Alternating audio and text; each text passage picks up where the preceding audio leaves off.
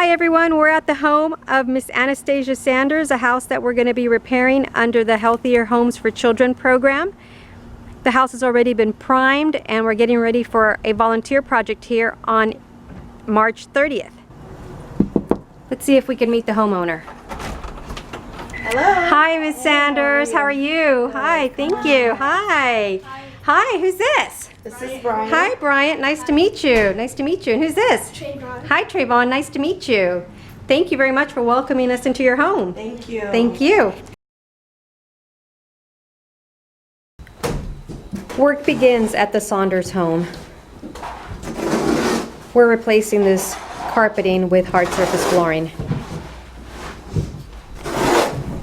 Carpeting is a source of allergens like dust, and it also collects dust mites and pollen and all kinds of things that can set off an asthma attack. Here's another source of moisture in the home. Look for things like mold in areas where there's water, like in the bathroom, bathtub, and under the sink. Soon we will be replacing this bathroom wall tile and addressing this mold. And here is a telltale sign of a leaky roof. Look for these types of coffee-like stains on your ceiling as evidence of a leak from the roof. Another sign of poor air quality in the home is dust that will appear like this around your registers. On this house, we will be replacing the AC unit and repairing ductwork throughout the home. Soon our volunteers will remove this mulch and replace it with gravel. Organic mulch such as tree bark, wood chips, and manure can breed mold spores, which can trigger an asthma attack. Instead, we recommend to use pebbles or gravel. So tell me about your boys. So I have two boys. One is 11, Bryant, and I have an 8-year-old, Trayvon. Bryant is really into drums. He loves music, so he's also actually taking flute lessons as well. And Trayvon is actually into piano, but he's really into school. He likes learning new stuff, and he likes teaching other people new stuff as well. Tell me about morning with asthma and allergies. So our morning, we have like this daily routine that we get up a little earlier than normal. My oldest one, he always wakes up with a lot of sneezing, and congestion. So we do the Flonase for both of them. They're Singulair. We do our Claritin, and the oldest one does a breathing treatment. While with the younger one, I'm doing his warm compresses to his eyes because of all the allergies.